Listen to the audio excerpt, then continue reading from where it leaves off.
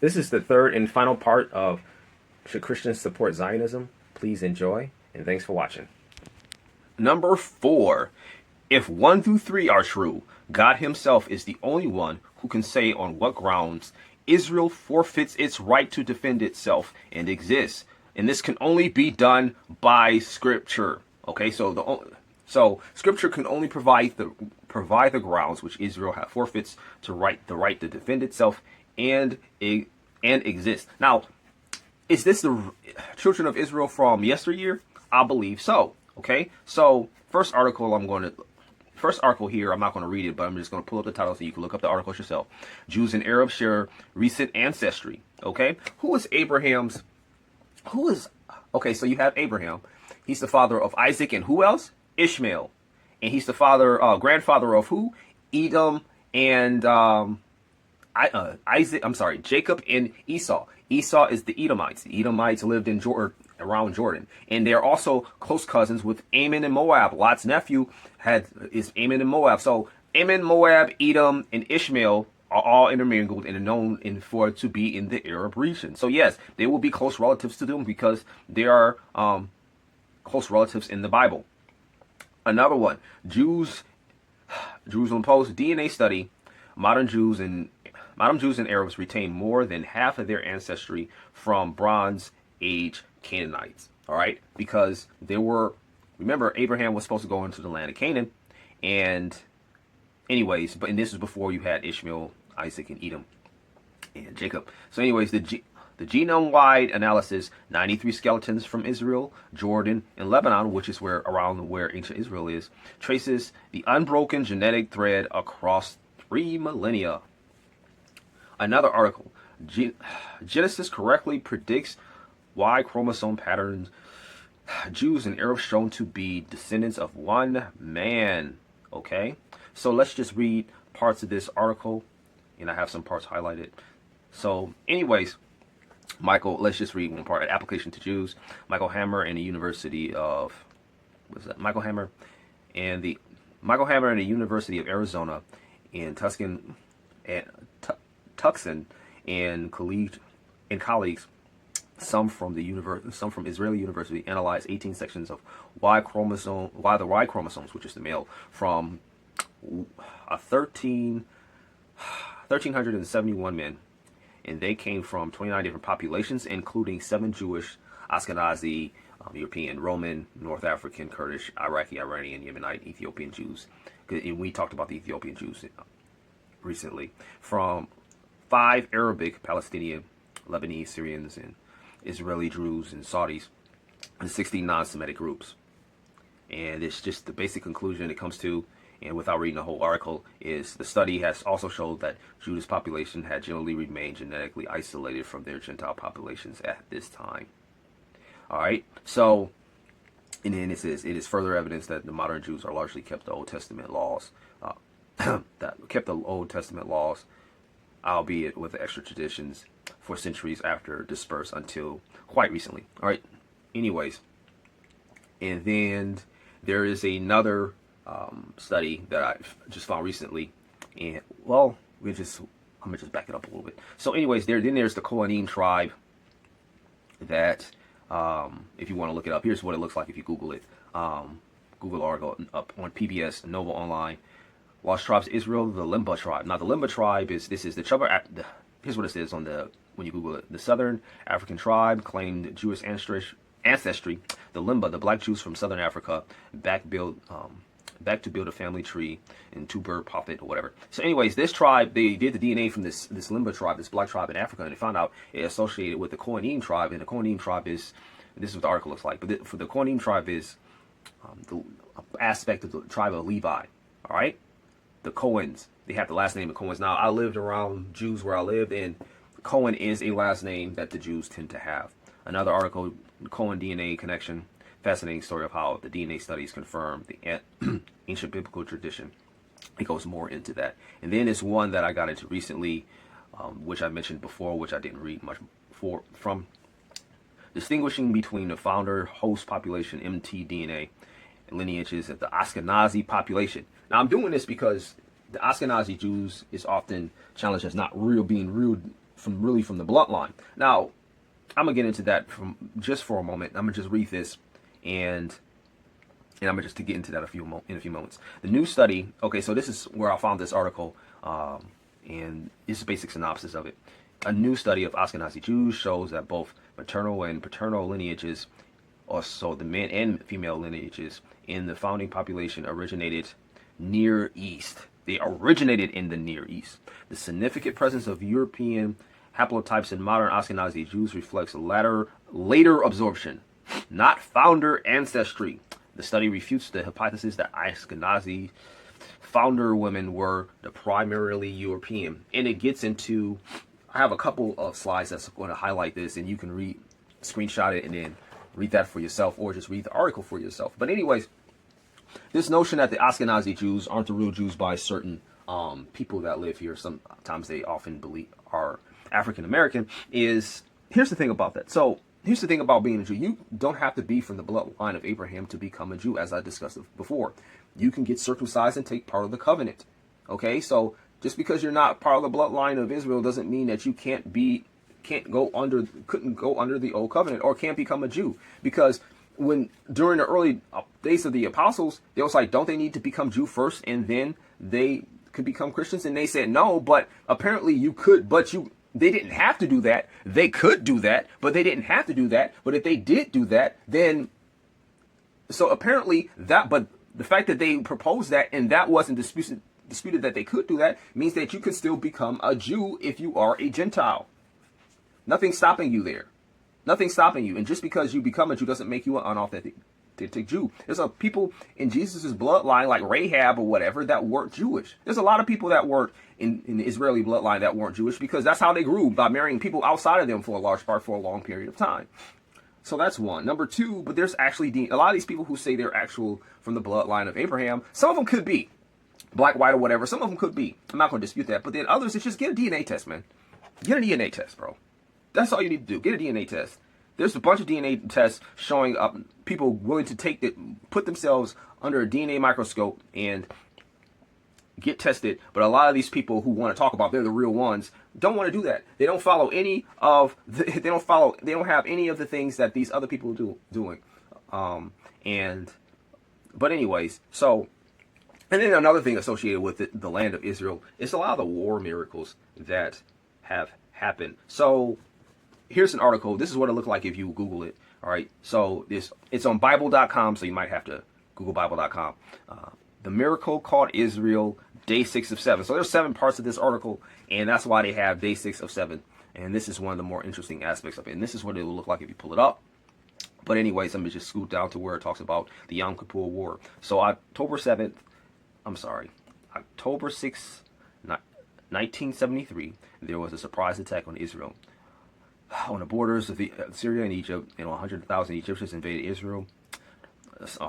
Israel from the south, and 1,400 Syrian tanks invaded Israel from the north. At one point, Israel was faced with 150 tanks, and the commander said 150 tanks, and the commander said, I'm sorry, let me read that out. From the north, and at one point, 3 Israel tanks faced 150 Syrian tanks.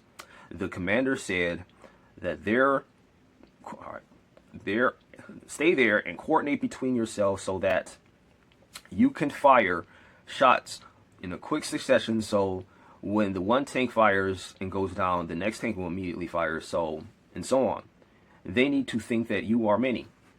By the time that the Israeli tanks ran out of rounds, the Syrians had turned around and left. 150 tanks left because they thought that 3 tanks were too many. This is just a minor miracle. Like, when you hear the stories for yourself, you can pull these stories up on YouTube. I should have the playlist underneath this video of miracles like that. But when you have these stories on YouTube, like, the stories are just like, you're like, wow, this is not one of the bigger ones, but here's another one. Another miracle is the story of the platoon who found themselves in the field with landmines in the Middle East. And out of nowhere, okay, so what happened was this platoon was in the Middle East, and then they found themselves amongst a bunch of landmines. What happened was somebody stepped on the landmine and blew up, and then the person blew up, and then they was praying like, Lord, help us. Lord, help us. Now, I don't think they was calling on Jesus, but they was like, Lord, help us. God, help us. And so, and then this what precedes to happen happens. And then out of nowhere, a strong wind came, and they had to cover. The wind lasted for 20 and 30 minutes, exposing all the landmines, so the platoon walked between them and was safe. So it was just like God was helping Israel. And here's another article that talks about many of these battles. It says Israel's Defense Forces, 17 miraculous Israeli victories, May 2015. And here's just the story. Here's just one of the stories I found interesting. It says, during the Independence War, Ira Rappaport's Israeli platoon found that the Jordanian military from Mount Zion and found themselves surrounded by hundreds with only 25 bullets left. So they only had 25 bullets left, so they needed a miracle in order to win. With a sad end seemingly near, the men agreed to go out with a bang and ready themselves to make good use of every last bullet. Then, just when the small platoon were about to face the inevitable, something incredible happens. The Jordanian soldiers drop their weapons and begin to suddenly run away, screaming, "Abraham!"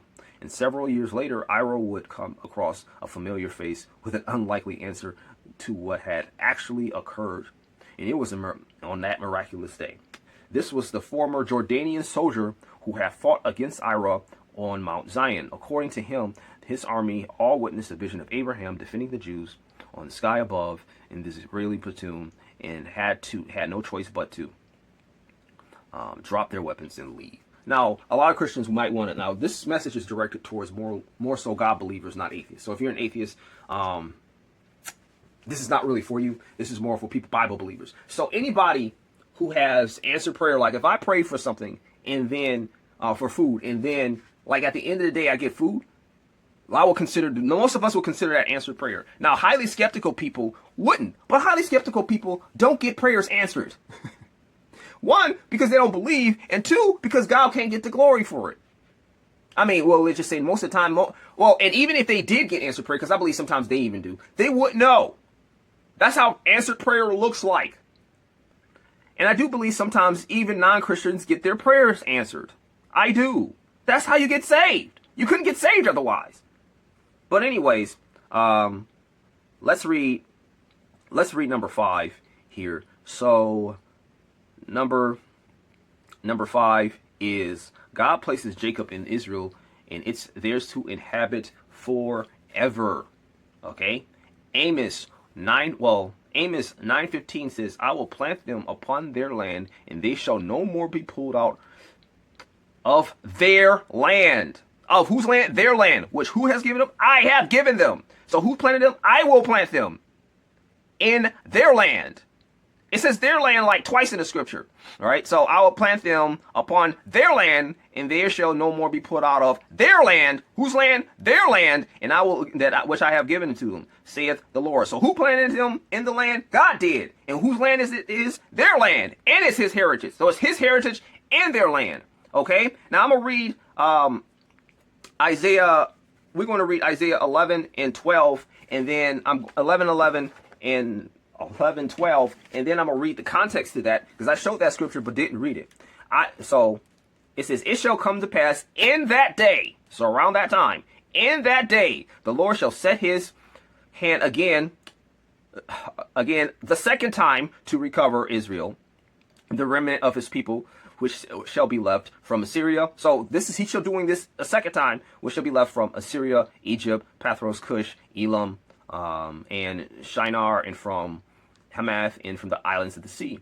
And he shall set up, who shall set up? God shall set up for the nations, and shall assemble the outcasts of Israel together, that's dispersed of Judah from the four quarters of the earth. He's not talking about the church here. He's not talking about he's regathering the church for the second time from the lands to put them in the land of Israel. He's not doing that. And it says in that day. What is the day that he's doing it? Okay? Verse 10. Let's back up one verse. In that day there shall be the root of Jesse that shall be a stand for the ensign of the people. To it shall the Gentiles seek, in his rest he shall be glorious. He's talking about Jesus. The root of Jesse, that's Jesus. Who the Gentiles seek? Are we going to spiritualize Gentiles too? No, it's talking about us, the Gentiles, who shall seek his rest. Okay, this is talking about Jesus. So this is talking about in that day, in the day of Jesus. All right? Now let's just back it up a little bit further to verse 6. All right, so no, let's just read verse 11. It says, there shall come forth a rod out of Jesse, the stem of the branch, and the Spirit of the Lord shall rest upon him, in the spirit of wisdom. So this is verse 1. And stand in the spirit of counsel, in his might, in the spirit of knowledge, and his fear. Okay? This is the stem of Jesse, and this is talking about Jesus. We know this is talking about Jesus. And it shall make him quick of understanding in the fear of the Lord. This is talking about Jesus, and he shall not judge after the sight of his eyes, neither reprove after the hearing of his ears. And with the righteous he shall judge the poor, and reprove the equity in for the meek of the earth, and the rod of his mouth, with his breath of his lips, he shall slay the wicked. All right, and the righteous shall he girdle his loins, and the faithful and girdle his reins. He hasn't done that yet. Okay, well, he hasn't slain the wicked yet like that. But anyways, the wolf shall. So this part, verse 6 starts talking about the millennium. The wolf shall dwell with the lamb, and the leopard shall lie down with the kid, and the calf and the young lamb, the young lion and the fatling together, and a little child shall lead them. Okay, so a child shall be at peace with the leopard lion and whatever, because God changed the earth during the millennium, so the carnivorous animals are now not hostile towards us anymore, because it's sort of like a Garden of Eden adjacent situation when it comes to when Jesus comes back. Not quite that good, but it's like 90% there, like 90-some% there. So anyways, as opposed to it being a lot less now. So anyways, the cow, the bear, and the suckling, so verse 8, the suckling child shall play the whole asp, and wean the child shall put his hand upon the cockatrice den. I don't know what that is. But anyways, thou shalt not hurt or destroy the holy mountain, and the earth shall be full of the knowledge of the Lord, as the water shall cover. This is talking about the millennium. And so verse 10, in that day shall the root of Jesse shall stand, and ensign the people, and to it shall the Gentiles seek, and his rest shall be glorious. Okay, we know this is talking about Jesus, and he's talking about the Gentiles seeking Jesus, which we see a partial fulfillment now, but we're going to see the full fulfillment later. Okay, and then when we read verse 11, and it shall come to pass in that day, around that time, the Lord shall set his hand again the second time and recover the remnant of Israel, and there shall be left from Nazirah and all over the place where it says there. And then verse 12, we just skip down to verse 12, and he shall set up the ensign the nations, and the outcasts of Israel shall gather together, the dispersed of Judah from the four corners of the earth. Okay, so that's talking more so referring to a millennium, but we see aspects of this coming to pass now, like the Gentiles seeking the Lord, and the Jews being regathered together unto him. And we know that Amos talks about him, like once the Lord plants them in their land, they shall be uprooted no more. Okay, so once it's theirs forever. Once it's theirs forever, like number 5 says. All right? Number 6. As Christians, we support those things that God establishes and supports. Now, here's the thing. Before, like last time I talked about, Israel, biological Israel entering into the land. Now, here's the thing about being a Jew like I said before, it doesn't necessarily require you to be a biological Jew to actually be a Jew. You can convert to Judaism and not be a biological Jew. But those who claim to be the actual quote-unquote Jews, if you want to be a Jew, you can. You could be a Jew and a Christian, or just a Jew. But if you think you're the biological Jew, show how you are through DNA. Because those, like I showed before, a lot of those who claim to be Jews now who are entering into the land, they have connections to ancient DNA in that land and those in that land surrounding him, because Abraham had multiple kids who are from the Arab nations, like Ishmael. Abraham's descendants will include Ishmael, Edom, and they're also related to Ammon and Moab, which Edom, Ammon, and Moab are Jordan. Ishmael is in that surrounding region, and so the Jews will have very similar DNA to them. But anyways, I just want to get into this one thing before I even get into that. Before I get into number 7, here's the thing. I want to get into certain biblical laws of interpretation here, because if we don't, a lot of times people like to play funny with these rules so they can make the Bible say what they want to, but anyways, let's just get into that. So one thing I do before I even get into the future prophecy, one thing I do is, I interpret the laws as far as I normally interpret the Bible like you interpret normal people's speech because it was written for normal people. As a matter of fact, the people who missed Jesus were the scribes and the Pharisees who like over spiritualized and missed what the Bible was saying because they didn't understand the plain what the Bible was clearly saying. Now, when you interpret normal people, you're not hyper literal. You're just not. One thing about it, for one, you do consider context of what they're saying. So if you're saying that that bat hit me, I was hit by that bat, you know it's not the animal because that word has a context in the English language. So you consider the broader context versus what they was talking about generally in that whole situation, as well as specifically the verses around it. And then you have what type of speech it is, like is it poetic or poetic or song or whatever. That there's that to consider. And then there's just basic laws of language. Like words like before means before. Words like after don't mean before. It means after it. At the same time means around the same time. Okay? And there are idioms and there is symbolism there. The Bible does speak in symbolism sometimes. When it comes to symbolism, it's basically it uses language like as and like, and sometimes and a lot of times when it comes to symbolism, it often gives the literal meaning right next to it. Usually it's after, but sometimes it's before. Like it talks about in Revelations, it talks about this land spiritually is called Sodom and Gomorrah, and then it says, but this is the land where Jesus was crucified. So spiritually it's called Sodom and Gomorrah, but we know it's something else right there. Or that wasn't necessarily the best example, but one time when it talks about the two witnesses and then it calls them the two olive trees, the two olive trees is their symbol. The two witnesses were the literal thing. They gave the symbol after they talked about them. And then you have then sometimes with symbolism, sometimes the symbolism stands for more than one thing.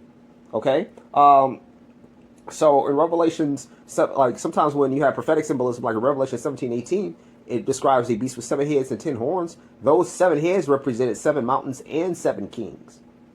Now, so that's in the passage. In Revelation, in Daniel 7, when it talks about the beasts, it talks about these beasts represents kings and kingdoms. That's in the passage. I'm not assuming that's in the passage. That's what it says. Unless I'm just unless it's, and sometimes translations you have to look at what the Greek actually says, because sometimes things aren't translated well. The vast majority of the time you can get the meaning without looking at the Greek and Hebrew, but sometimes you will miss things like in Revelations chapter when it talks about the 4th seal. It describes it as a pale horse, but it's really green, and that's very different. So that's an example of a bad translation. But anyways, and another thing is sometimes something might be poetry, but it might be prophetic at the same time. One thing when you interpret people, you listen to how they speak in particular. Now, there's general ways that people speak, but then there's things that are specific to them, and but the Bible is, I think the Bible is a prophetic book. So sometimes something might be written as poetry, but it can also be prophecy too. Like if I wrote a bit of poetry that describes Donald Trump's the presidency to the T, I might have wrote it as poetry. But if I was under the Spirit of the Lord, we'd understand, yeah, he was writing that poetry under the Spirit of the Lord, but it was also prophecy too. It's like people don't understand two things can be true at the same time. But anyways, outside of a few prophecies, like in Genesis, where God told Adam, that day you surely die, that people think that's natural death. It could be, because the day could mean time and era, because that's how the Bible used day, is eras or literal days, just depending on the context. Sometimes it could be either or, depending on the context. And then people could interpret it as that day he spiritually died, which I think that's true too. Or that prophecy where Elijah shall return. Now, even though John the Baptist said he wasn't Elijah, Jesus said John the Baptist was Elijah, but I think there's 2 fulfillments of that. One fulfillment was John the Baptist, and one fulfillment is in the future when you get the 2 witnesses who have much the same ministry as Elijah, where they're calling fire down from, they're breathing fire out of their mouth, having rain stop for 3.5 years like Elijah, etc., etc. But anyways, a lot of prophecies are fulfilled literally, and I'm getting into this right now just because we're going to get into a few more prophecies. Not many, but a lot of prophecies, people be like, well, this is symbolic of Israel. No, it's not symbolic of Israel. When you look at how prophecies were fulfilled in the Bible, they were fulfilled literally.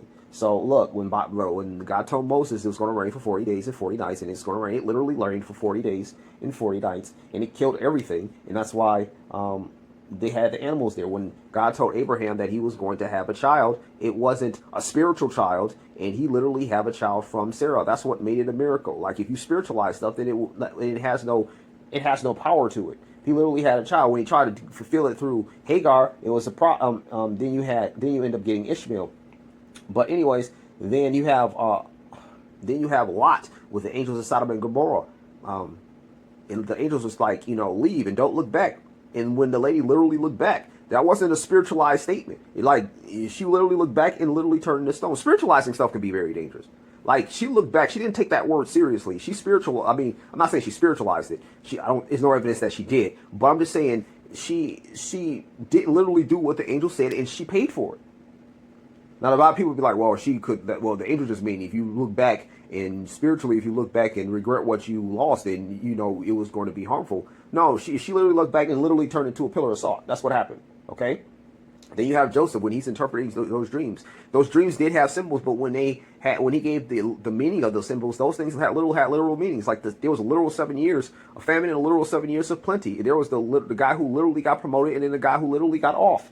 Then you had, it was just all over the place. Then you had Israel talking about those foreign nations. Well, if you don't expel them, those foreign nations, like numbers, I believe. But if you don't expel those nations, then they'll be a thorn in your eye and pricks in your side. And that's what they literally end up being. They end up being a problem because they didn't literally expel them. And then Deuteronomy 28 and 29, Israel was literally had all kinds of sicknesses, as we saw when Jesus was healing them, and they got expelled from the land in Deuteronomy 28 because they disobeyed. That's what literally happened. So how come Deuteronomy 28 could be literal, but Deuteronomy 29 and 30 is not literal when he talked about the new covenant when he's going to bring them back in their land and circumcise their hearts? How come that's not literal? I don't understand that. So anyways, then you had Deborah when she was just like, okay, if I come with you, then you're not going to get the honor of killing them. A woman will get the honor of offering your enemy, and which is what happened. And you have Samuel, where his words was literally fulfilled. And especially the one where he talked about the king, where the kings was like, if you have a king, they're going to take your women, they're going to add taxes, and they're going to make you fight wars that you don't want. And that's what literally happened. And then you have like the Book of Chronicles where they talked about such and such prophesied this, and then it literally happened this way. It's all over the Book of Chronicles. And just like it's all over the Book of Judges where the nations were a thorn in their side and started oppressing them when they started disobeying them.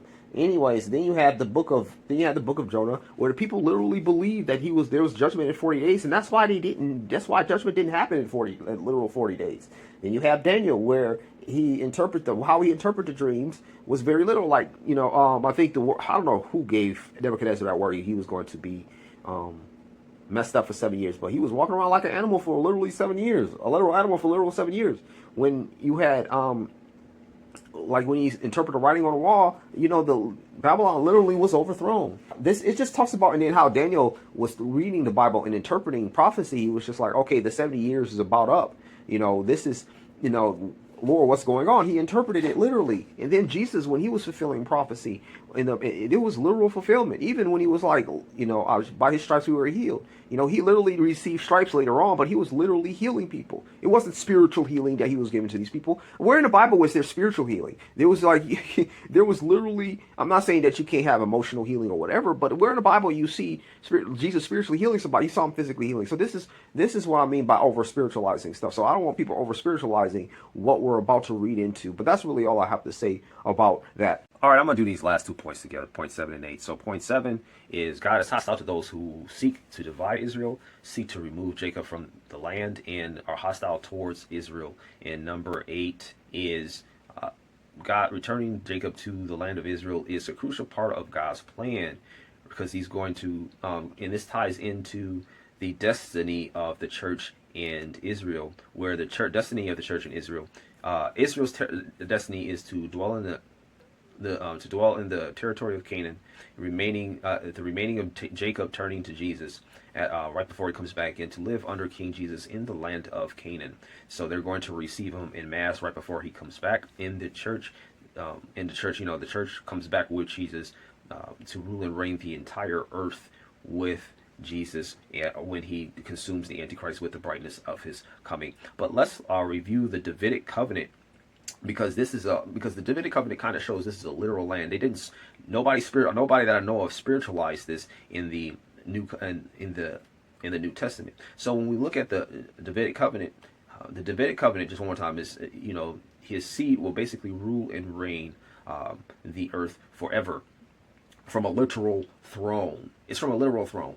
All right. So, I mean, it's not a spiritual throne. It's a literal throne. The literal throne is there to be there forever. All right. So second Samuel, I'm going to just read verses 15 through 16 when it comes to the Davidic covenant, when he's promising David his covenant. He says, "But my mercy shall not depart away from him, and as I took it from Saul, whom I put away before thee, thy house and thy kingdom shall be established forever before thee, thy throne shall be established forever."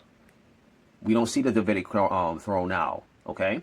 I've went through this before, but I just need to remind you of this because it's been a while. All right. And then you have Isaiah 9:6 through 7. It says, everybody knows this prophecy. "Unto us a child is born, unto us a son is given. The government shall be upon his shoulders. His name shall be called Wonderful Counselor, Prince of Peace, the Mighty God, Everlasting Father, Prince of Peace." Oh, I'm just jumping all over the place when it comes to that. "The increase of the government and peace there shall be no end. The throne of David and his kingdom." Okay. And then it talks about, and he shall establish justice and judgment and henceforth forever. We don't really see a lot of justice and judgment now. So to say that this is going on now, especially when the throne of David is down now, it's spiritualizing to the point of it being real messed up to me. Next, I'm going to read Luke 1:31 through 32.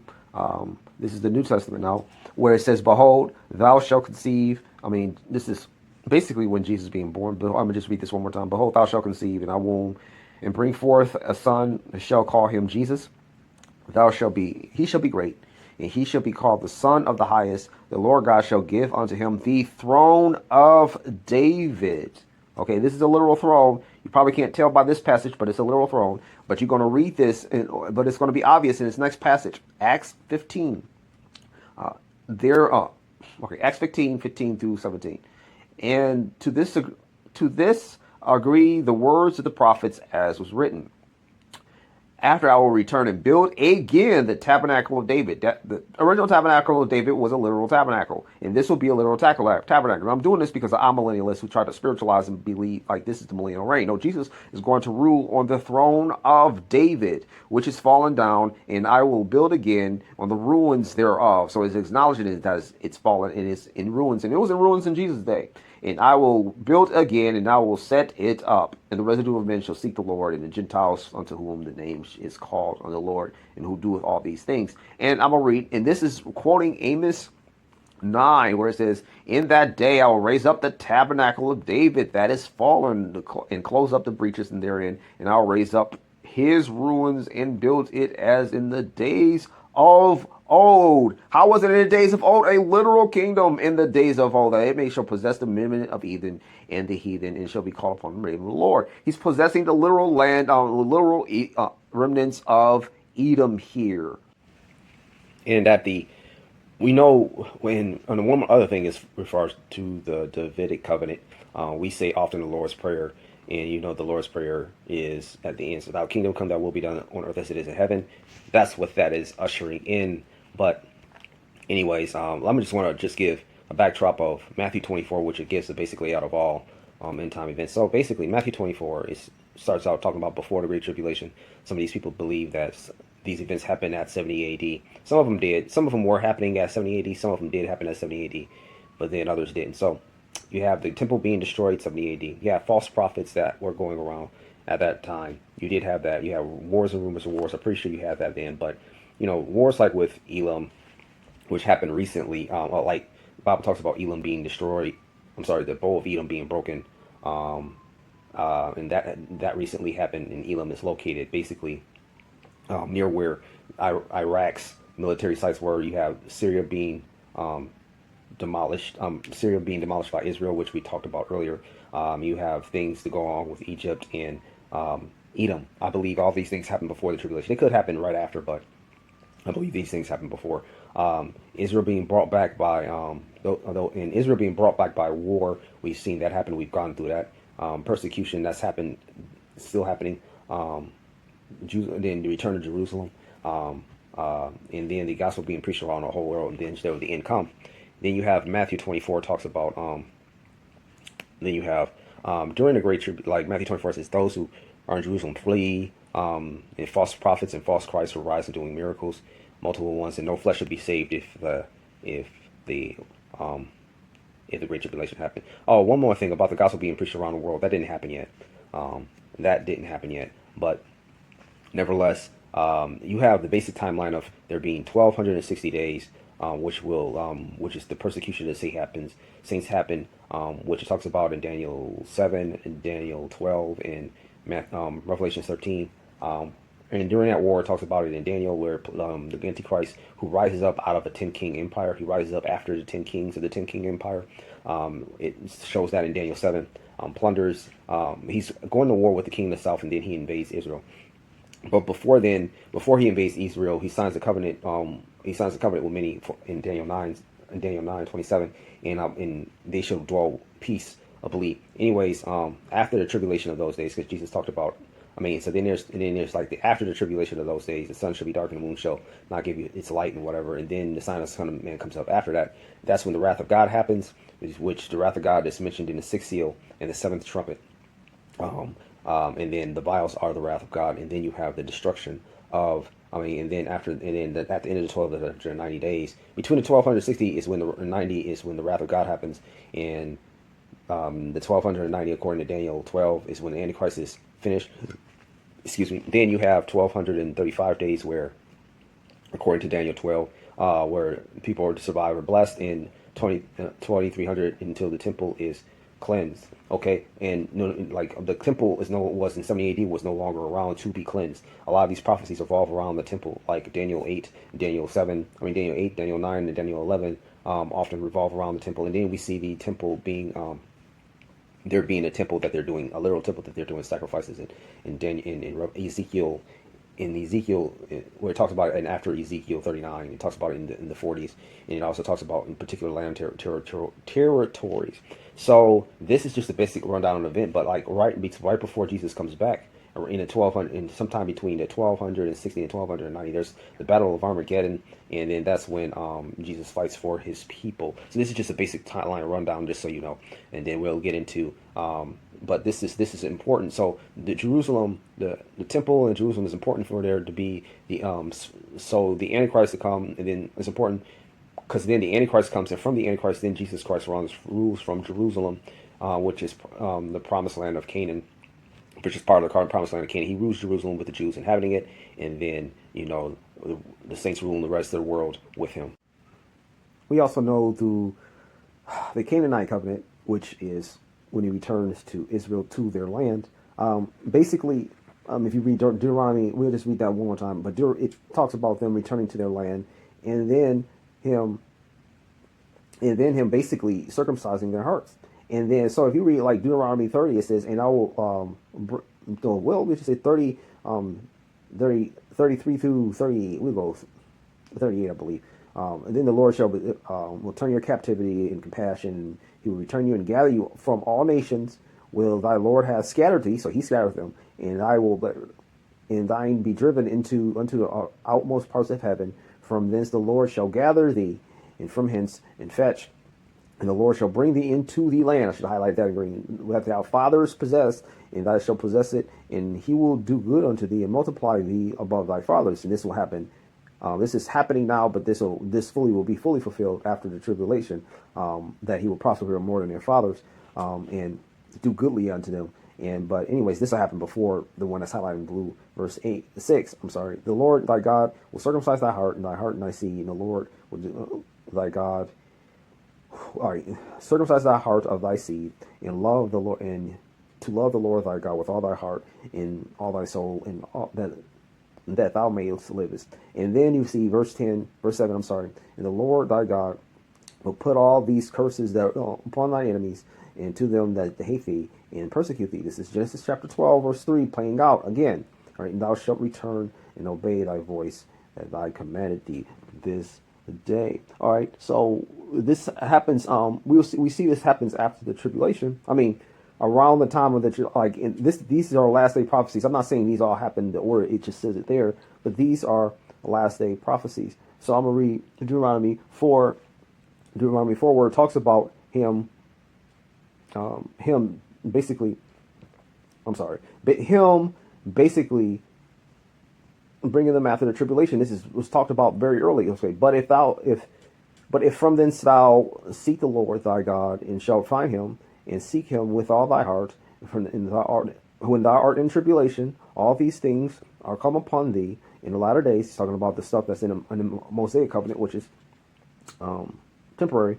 And turn to the Lord thy God and be obedient. The Lord shall be merciful unto you, and he will not forsake thee and destroy thee and forget thy covenant, which we just read about, which he talked about in, Genesis chapter 12, 15, and 17, in which he reiterated in later on in Deuteronomy 14. But then you see, let's just read Joel chapter 2. It shall come to pass, like, all right, so this is after where the sun, he talked about the sun shall be dark and the moon shall be light, and he shall pour out his spirit upon all flesh. Sons and daughters shall prophesy, old men shall dream dreams, young men shall see visions, and so forth, to that effect. Anyways, it shall come to pass, and whosoever shall call upon the name of the Lord shall be delivered. For the Mount Zion and in Jerusalem shall be deliverance, and the Lord shall have said, and in thy remnant who he shall call. And the Lord shall descend upon Mount Zion. It talks about this in Zechariah 14, where he splits them, I think he splits the mountain. I get the mountains confused. But anyways, it talks about this in Zechariah 14:4. We'll just read verse 3. For behold, in those days, at that time, he shall bring again the captivity of Judah and Jerusalem, and I will also gather all thy nations, and bring them down in the valley of Jehoshaphat, when we plead thee with thee. All right, this sounds like Armageddon. To plead with them, therefore my people and my heritage of Israel, who thou hast scattered amongst the nations, and parted my land. Remember, I talked about he's coming against those who's coming against him, and those who divided his land in point 7. And Zechariah 12, it says, it shall come to pass.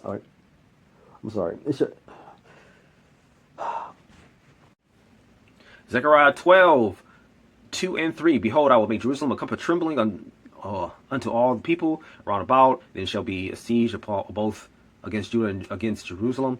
And the day I will make Jerusalem a burdensome stone to all people, and the burden themselves shall be cut to pieces through all the people of the earth who gathered together against it. This didn't happen in 70 AD. Just Jerusalem got knocked out, but all the people who came against it weren't destroyed. They just weren't. So to say that this all happened in 70 AD, no, it didn't. Yes, that happened, like literally Jerusalem got destroyed, but figuratively the enemies did? Come on now, stop it. And furthermore, the Great Tribulation is against the saints. If you read Daniel chapter 12, chapter 12, Daniel chapter 7,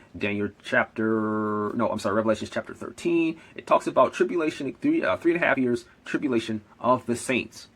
Okay? I don't know if the siege of Jerusalem was really tribulation of the saints. There was going on their persecution, but no more persecution than they do now. And it talks about tribulation such as never was and never shall be. And there's been worse sieges and worse tribulation to the Jews, I believe, than it was in 70 AD, and definitely worse outcomes amongst Christians than 70 AD. If you want to replace us with Israel, it's definitely been worse outcomes than worse tribulations than 70 AD. So, what are you talking about? I don't understand when people try to make it fit that narrative, and that's kind of like what it looks like to me when it comes to replacement theology, or when it comes to millennialism. Anywho, continuation with Zechariah 12. We'll just go verse 9. And it shall come to pass in that day I will seek to destroy all the nations that come against Jerusalem. Genesis 12:3. That's anyways, in the Canaanite covenant also, I will bring upon the house of David the inhabitants of Jerusalem the spirit of grace and supplications, and thou shalt look upon them who have pierced, and thou shalt mourn for him as thou mourn for those mourn for him as those who mourneth their only son. Who did Jerusalem pierce? Jesus. And even Revelations, it talked about every eye shall see, and it talks about even those who have pierced him in Revelations 1. I believe it's 1:7. I could be wrong about that. And then it talks about Jesus says, "As lightning shineth in the east, and so is in the west." lightning shineth in the east and in the west, so shall it be the the coming of the Son of Man. Showing how it's bright. And if you don't believe that, Paul talks about Jesus shall consume the Antichrist with the brightness of his coming. That didn't happen in 70 AD. The Antichrist wasn't consumed with the brightness of his coming, where every eye shall see, and the heathen were mourning, and the kings were mourning because of him coming, where it talks about this in the sixth seal and the seventh trumpet, and the sixth seal and the seventh trumpet, and when in Matthew 24, it didn't talk. You don't see that. That's just trying to make things fit. That's just trying to make things fit. But anywho, read verse 13. It just, let's just reiterate chapter 13, 8, 9. It shall come to pass in the land it shall come two parts, 2/3 cut off and 1/3 to die, and 2/3 cut off 2 parts therein and cut off and die, and the third shall be left. And what shall happen to the third? They shall be refined with silver and fine and tried with gold, and they shall call on my name. That didn't happen in 70 AD. Stop it. And I will say, it is my people, and thou shalt say, the Lord is my God. That didn't happen in 70 AD. Matthew 24, Matthew 23, verse 37 through 39, it says, O Jerusalem, Jerusalem, thou hast offed the prophets and stoned those who are sent to it. How often will I have gathered your children together, as hen gathered her brood unto the wings, and you were not willing? See, your house is left unto you desolate. That happened in 70 AD. And for I tell you, you will not see me again until you say, Blessed be the name of the Lord. That didn't happen in 70 AD. The house shall be left desolate. It wasn't left desolate when Jesus was there. It started being left desolate in 70 AD. And they're re-entering into the land, into the again for a second time, like Isaiah 11 and 11:12 says. And then it shall, but they haven't called upon the name of the Lord. They have not. All right? And the destruction of Jerusalem didn't initiate Christians calling upon the name of the Lord. And the Christians throughout the ages have called upon the name of the Lord. Not everybody who calls himself a Christian, but Christians have. And even when it talks about the new covenant, in Ezekiel 36, again, I will take you from amongst the heathen and gather you from all the countries and bring you into your own land. And I will sprinkle the water upon you, and you shall be clean, and your filthiness from all the idols, and I will cleanse you. This doesn't sound like it's happened yet. I mean, he's taken them out of their land, but he doesn't sound like he's cleansed them. And I will put, I'm skipping down to verse 27, and I will put within you and cause you to walk in my statutes. I will put my spirit within you, and I'll cause you to walk in my statutes, and you shall keep my judgments. Okay? Now, we are being grafted into this. No doubt. But this hasn't been fully realized amongst Israel, which he promised in the Canaanite covenant, which I've already read. And I've already read how he talks about that in Zechariah and in Joel. All right? Anyways, Joel talked about us. I mean, we were grafted into what Joel talked about as the new covenant. But when the Jews come back to him, that will be when he finally comes back, as we saw in Matthew 23. Anyways, and ye shall dwell in the land, and I gave your fathers, and ye shall be my people, and I will be your God. This hasn't fully happened yet, but he has to bring them to tribulation in order for them to really do that. So I'm going to read Ezekiel 37, which talks about when the Canaanite covenant is going to be fulfilled. Ezekiel 37, 38, parts of 38 and 39. It just talks about when the Canaanite covenants were fulfilled, when he brings them back to the land and circumcise their hearts. Okay, so verse 37, it says, verse 12, it says, therefore prophesy unto the Lord. I will open up your graves, and I will cause you upon your graves and bring you into your land of Israel. I will bring you into the land, and you shall know that I am the Lord, that I have opened up your graves, and I brought you out of your graves, and my spirit shall and I put my spirit in you, and you shall live, and I shall place you in your own land. Whose land? Your own land. That the Lord shall know that I have spoken and performed it. All right. Verse 24. David, my servant, will be king over them. Remember the Davidic covenant, when he talked about, like verse 24, 37, 24. Remember the Davidic covenant when he talked about, when he restore the throne of David, and this will be fulfilled through Jesus, who will do a literal throne, which we talked about. Anyways, David, my servant, will be a king over thee, and you shall have one shepherd, and ye shall walk in my judgments and observe my statutes. Oh, it's not. This is not the church. Okay, ye shall dwell in the land I've given Jacob. Okay, this is not the church. This is my servant, your fathers who have dwelt, and they will dwell therein, and their children and their children's children forever. And David, my servant, shall be the prince over thee. Okay, this is the Davidic covenant and the Canaanite covenant being fulfilled. Moreover, I will make a covenant of peace. Sounds like he's going to make another covenant. And it shall be an everlasting covenant.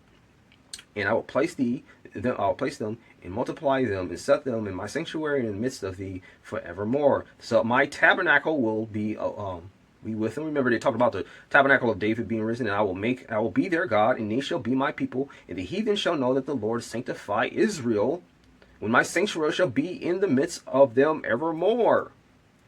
Okay, this is the Abrahamic covenant, and the Canaanite covenant, and the Davidic covenant, all being fulfilled. When it talks about this, Abraham promised the land of Canaan. Then Israel, the land of Canaan, and then you have the Davidic, the Canaanite covenant will circumcise their hearts and bring them back to their land.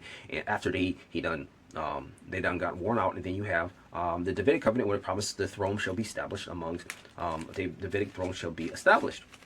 So anyways, when will this happen? This will happen around the time. Oh, so Ezekiel 38 tells you about the time when this happens about.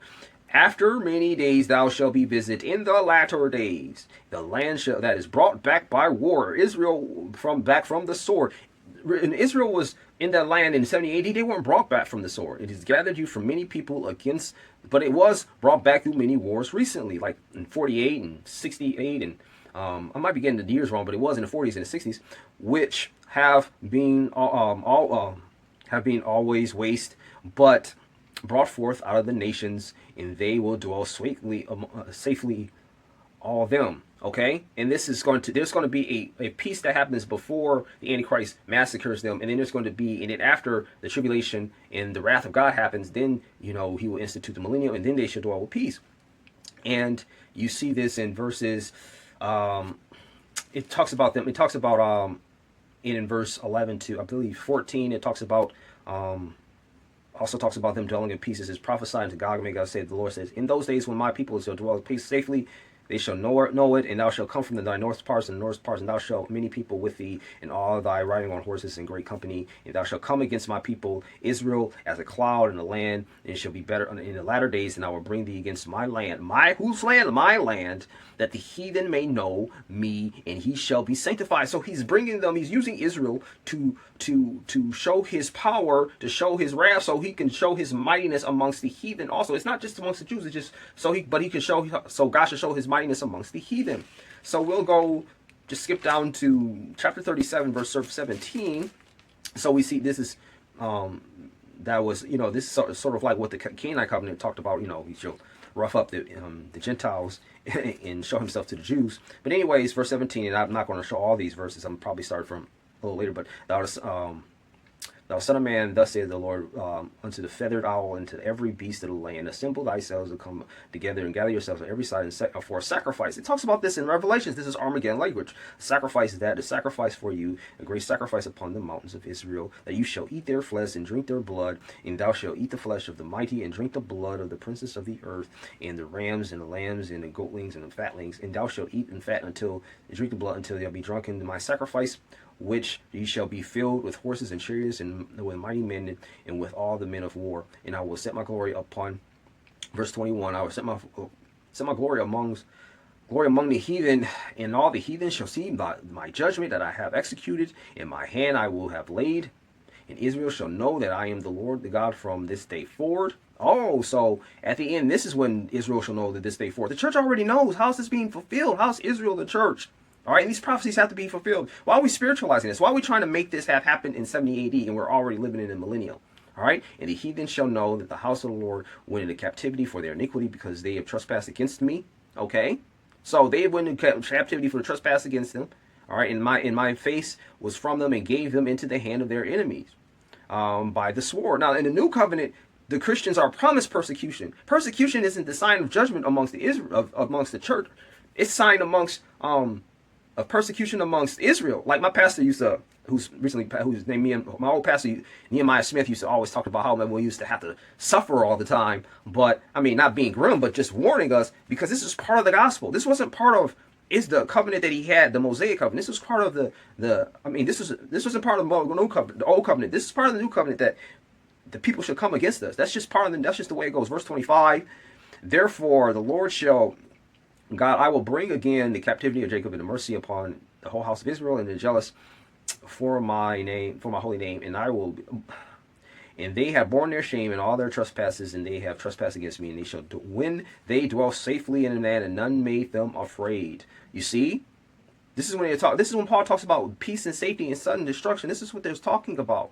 If I haven't said that before, I'm reiterating it now. This is when they're talking about the peace and safety thing. And when I have brought them again from the people that they gathered out of the enemies in the lands that sanctified in them, and in the sight of, have sanctified them in the sight of their nations, which have caused them to be led into captivity among the heathen, and I have gathered them in their own land, and left none of them any more there, and I hide my face no more, and I have poured out my spirit of Israel, and that saith the Lord thy God, which is the Canaanite covenant, where he talks about he shall pour out his spirit on his people. In conclusion, when it comes to Israel versus the church support Israel, yes, the Israel has a covenant and God has a covenant. They're just two different things. We're grafted into the promises of Abraham, but that doesn't mean that all the promises apply. I mean, every aspect of the promises applies to us. So, I mean, people just get confused, certain promises confused. Like, there's five of them that we talk. I mean, there's five of them that they kind of mush all together. So there's Abraham, which there's a land aspect of the promises of Abraham that we're not grafted into. Jesus takes part of it, but the rest, we rule and reign with the whole earth with Jesus. That's part of our destiny. When it comes to the Mosaic covenant, yeah, that was replaced by the new covenant, but not the Canaanite covenant, which promises Israel to be, their hearts to be circumcised and to come back to God, which it talks about all over the place in the Old Testament. But Paul talks about really highlights this in Romans chapter 11, verse 27 to 29. I'm going to read just one more time. For this is my covenant unto them. I shall take away their sins. He's talking about Israel. As concerning the gospel, they are enemies for your sakes, but touching the election, they are beloved for the Father's sake. For the gift of calling of God is without repentance. So they still have their covenant. They still have their election. It says it right there. It still has their election, and their gifts that is bestowed unto them is without repentance. He will not remove them. Okay? So, yeah, and he refers to them, like one of the passages that talks about the end times around the Battle of Armageddon is Ezekiel 36 through 39, and it just mentions all over the place where Israel is God's people in the last days during the Battle of Armageddon, which he fights on behalf of Israel against their enemies.